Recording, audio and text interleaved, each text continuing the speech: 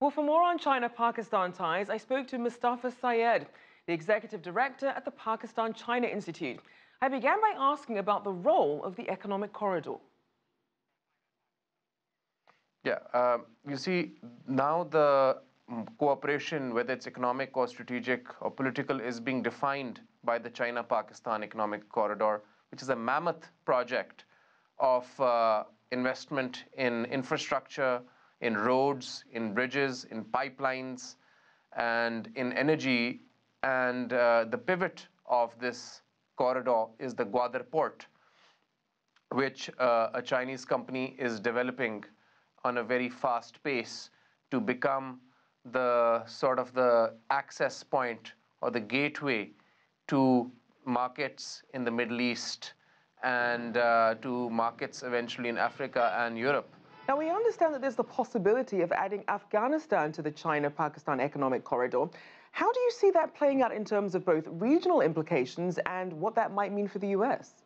Interest of Afghanistan to be part of CPEC has been there for about a year and a half.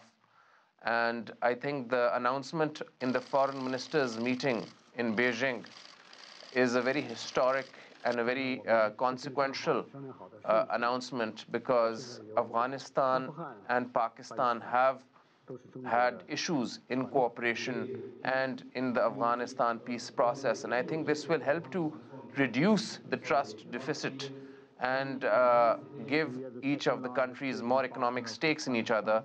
And I think it will help the region as a whole to become more stable and to become more economically prosperous. And I think China is playing a very key role and a very proactive role in the Afghan peace process in bringing Pakistan and Afghanistan on the table. So US President Donald Trump on New Year's Day made a tweet criticizing Pakistan's efforts when it came to terror, and then later announced a freeze in aid to the country. How do you see that perhaps affecting China's relationship with Pakistan? Well, right after the tweet the next day, you saw the reaction of the Chinese government and the Foreign Ministry of China, where they acknowledged and appreciated the counterterrorism efforts of Pakistan, which were opposite of what President Trump stated in his tweet.